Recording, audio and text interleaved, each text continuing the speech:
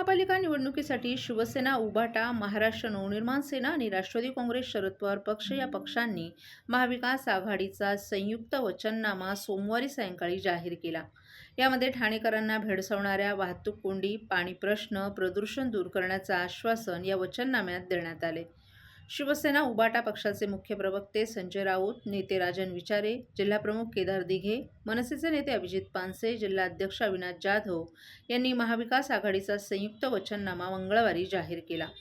नियोजनशून्य कामांमुळे आपल्या ठाणेकरांचं अर्ध आयुष्य वाहतूक कोंडीत संपत आहे. आपल्या तलावांच्या शहरात पाणी टँकरनं धाव घ्यावी लागते अशी टीका वचननाम्यात सत्ताधाऱ्यांवर करण्यात आली आहे. रस्त्यांसाठी कंत्राटदार की कंत्राटदारांसाठी रस्ते असा प्रश्न उपस्थित करत 15 वर्ष टिकणारं आंतरराष्ट्रीय तंत्रज्ञानाचे रस्ते, हलगर्जीपणे काम करणाऱ्या कंत्राटदारांना काळे यादीत आणि जबरदंड ठोठावणार असंही म्हटलं आहे.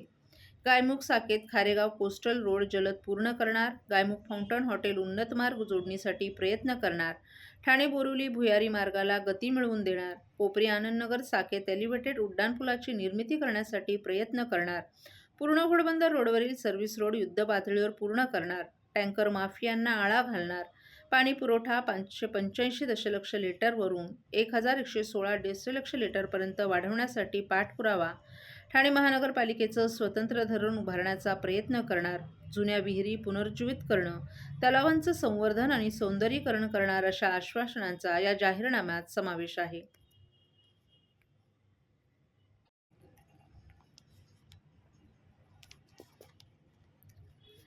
ताई माई अक्का आणि विचार करा पक्का या निवडणूक प्रचाराला दिल्या जाणाऱ्या हाकेचं रूपांतर प्रत्यक्ष मतांमध्ये करण्यासाठी सर्वच पक्षांनी यंदा मोठ्या प्रमाणात महिला कार्ड खेळलं आहे. नगरसेवक पदांसाठी 50% महिला आरक्षण लागू असलं तरी सर्वसाधारण गटातही अनेक ठिकाणी महिला उमेदवारांना थेट मैदानात उतरवण्यात आलं आहे. परिणामी ठाणे महापालिका निवडणुकीच्या रिंगणात उतरलेल्या 641 उमेदवारांपैकी महिला उमेदवारांची संख्या 295च्या घरात पोहोचली आहे. सत्तेच्या गणितात महिला उमेदवार आणि मतदार किंगमेकरची भूमिका बजावतील. गेल्या काही वर्षात राजकारण बदलले. सत्तेच्या सारीपाटात महिलांना 50% आरक्षण मिळाल्यामुळे स्थानिक संस्थांमध्ये रणरागिरणींचा आवाज भक्कम झालाय. ठाणे महापालिका ही त्यासाठी अपवाद नाही. किंबहुना 2017मध्ये झालेल्या निवडणुकीत 131 पैकी तब्बल 70 महिला नगरसेविका निवडून आल्या होत्या. आरक्षणानुसार 66 जागा महिलांसाठी राखीव होत्या. पुरुषांपेक्षा जास्त जागांवर महिलांनी विजय मिळवला होता. विशेष म्हणजे 67 नगरसेवक निवडून आणून एकहाती सत्ता मिळवणाऱ्या शिवसेनेतही 36 नगरसेविका निवडून आल्या होत्या.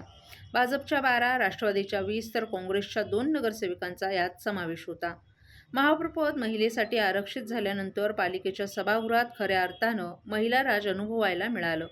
आता त्याच इतिहासाची पुनरावृत्ती होण्याच्या मार्गावर आहे. ठाणे महापालिकेच्या 33 प्रभागातील 131 नगरसेवक पदांसाठी 15 जानेवारीला मतदान होईल. यामध्ये 66 जागा या महिलांसाठी राखीव आहेत. यंदाच्या निवडणुकीत सुमारे 641 उमेदवार निवडणुकीच्या रिंगणात आहेत. त्यापैकी 6 नगरसेवक आधीच बिनविरोध निवडून आलेत. यामध्ये 4 महिला उमेदवारांचा समावेश आहे. त्यामुळे विजयाचं खातं महिला उमेदवारांनी उघडले. एकूण उमेदवारांमध्ये महिलांची संख्या यावेळीही लक्षणीय असल्याचं दिसून येत आहे. आरक्षित जागांवर बहुतेक सर्वच पक्षांनी आपले महिला उमेदवार दिले आहेत. परंतु सर्वसाधारण गटातही महिला कार्ड खेळल्याचं दिसून येत आहे. दुसरीकडे MIM, बसपा, वंचित या पक्षांसह अपक्ष महिला उमेदवारांची संख्याही यावेळी लक्षणीय आहे. 100च्या घरात महिला उमेदवार सर्वच प्रभागांमध्ये उतरल्यात. त्यामुळे यंदाच्या पालिका निवडणुकीत महिलांचाच बोलबाला दिसून येतोय. सर्व नागरिकांना आवाहन करण्यात येत आहे की सध्या डासांमार्फत पसरणाऱ्या डेंग्यू या आजाराचा प्रसार रोखण्यासाठी प्रत्येकाने पुढील प्रमाणे कार्यवाही करावी. डेंग्यू आजार एडिस इजिप्ती हा डास चावल्याने होतो. या डासांची पैदास साचलेल्या किंवा साचवलेल्या स्वच्छ पाण्यामध्ये होते. 8 दिवसांपेक्षा जास्त दिवस पाणी उघडे व साचून राहिल्यास त्यात डास अंडी घालतात. अंड्यांच्या अळ्या तयार होऊन पुढे डास तयार होतात.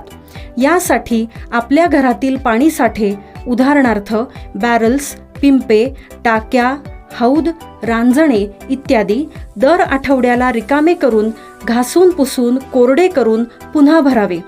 1 दिवस कोरडा दिवस म्हणून पाळावा. पाणी साठ्यांना घट्ट झाकणे बसवावीत. किंवा जुनी साडी, चादर, धोतर यांनी बांधून झाकून ठेवावीत, म्हणजे डास त्यात जाऊन अंडी घालणार नाहीत. घराच्या गच्चीवर, आजूबाजूला, अंगणात कोठेही पाणी साचू देऊ नये. भंगार सामान उघड्यावर टाकू नये. उदाहरणार्थ टायर्स, प्लास्टिक सामान, कुंड्या, टाकाऊ वस्तू इत्यादी. अशा सामानात पावसाचे पाणी साठून त्यात डेंग्यूच्या डासांची पैदास होते. घरातील कूलर्स, फ्रीजच्या पाठीमागील ट्रे हे देखील वेळोवेळी कोरडे करावेत. लक्षात ठेवा, नुसत्या फवारणीने डास घनता कमी होत नाही, तर त्यासाठी डास पैदास ठिकाणे नष्ट करणे ही आपल्या सर्वांची जबाबदारी आहे. कोणताही ताप अंगावर न काढता जवळच्या शासकीय रुग्णालयात मोफत औषधोपचार घ्या. अशा प्रकारे नागरिकांनी सहकार्य केल्यास डेंग्यूचा प्रसार रोखणे सहज शक्य आहे.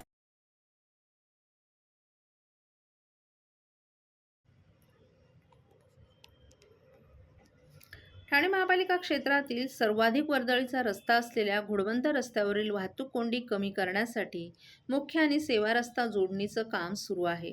स्थानिक नागरिकांचा विरोध डावलून प्रकल्पाचं काम सुरू असून यामुळे स्थानिकांमध्ये नाराजी आहे.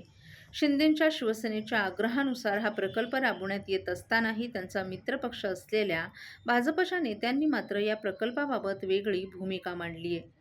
रस्ते कामानंतर दुभाजक टाकून सेवा रस्ता पुन्हा सुरू करण्याची भूमिका भाजप नेत्यांनी स्पष्ट केली आहे.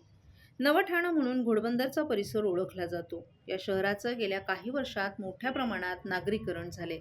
या मार्गावरून अवजड वाहनांची वाहतूक सुरू असते.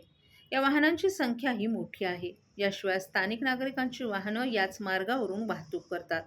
यामुळे घोडबंदर मार्गावर वाहतुकीची कोंडी होते. ही कोंडी टाळण्यासाठी मुंबई महानगर प्रदेश विकास प्राधिकरणाकडून सेवा रस्ते मुख्य रस्त्यात जोडण्याची कामं सुरू आहेत. सेवा रस्त्यांवर बेकायदा वाहनं उभी केली जायची आणि फेरीवालेही ठाण बसत होते. त्यामुळे सेवा रस्त्यांचा फारसा वापर होत नव्हता.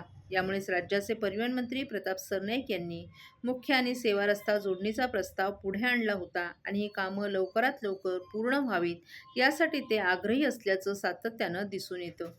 हा प्रकल्प कापूरबावडी ते गायमुखपर्यंत राबवला जात आहे. या प्रकल्पामुळे भविष्यात अपघाताचा धोका निर्माण होण्याची भीती काही नागरिकांकडून केली जात असून यातूनच नागरिकांकडून या प्रकल्पाला विरोध होतोय.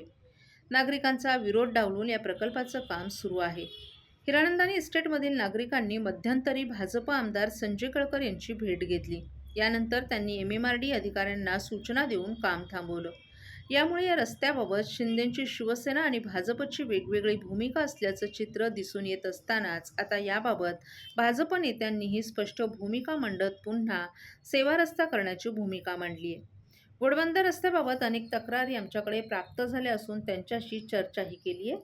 आता रस्त्याच्या काँक्रिटीकरणाचं काम पूर्ण होत आलं असून मुख्य आणि सेवा रस्त्यामधील गटार काढून ते रस्त्याच्या एका बाजूला बांधण्यात आला आहे.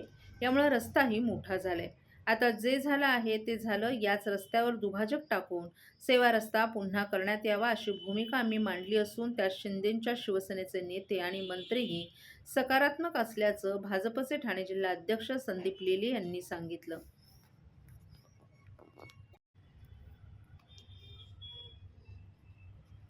ठाणे महानगरपालिका निवडणूक लढवणारे ठाण्यातील काही उमेदवार अब्जाधीश असल्याचं स्पष्ट झालंय.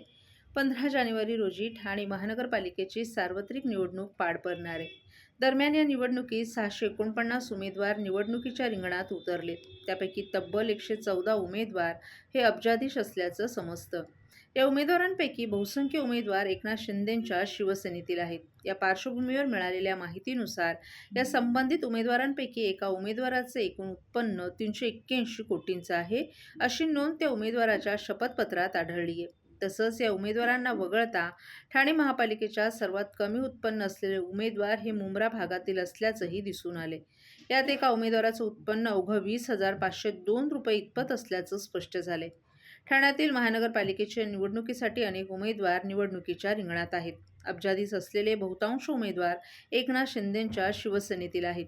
तसंच भाजप, राष्ट्रवादी शरद पवार गट, अजित पवार गट, ठाकरेंच्या शिवसेनेतील आणि काही मनसेचे उमेदवारही गडगंज श्रीमंत आहेत. या पार्श्वभूमीवर एकनाथ शिंदेंच्या शिवसेनेच्या एका उमेदवाराचं सर्वाधिक उत्पन्न दिसून आल्यानंतर आता शिंदेंच्या सेनेतील आणखीन एका उमेदवाराच्या प्रतिज्ञापत्रात त्याची एकूण मालमत्ता 126 कोटी 66 लाख रुपये असल्याचं कळतं. तसंच कळव्यातील एका शिंदेंच्या उमेदवाराची 105 कोटीची संपत्ती असल्याचं शपथपत्राद्वारे माहिती मिळाली आहे.